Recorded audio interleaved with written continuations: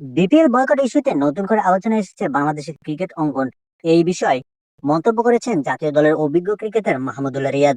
এক সাক্ষাৎকারে মাহমুদুল্লাহ রিয়াদ বলেন, ক্রিকেট বোর্ডের কোনো পরিচালক বা দায়িত্বশীল ব্যক্তির উচিত খেলোয়াড়দের নিয়ে এমন মন্তব্য করা যা বিতর্ক সৃষ্টি করে।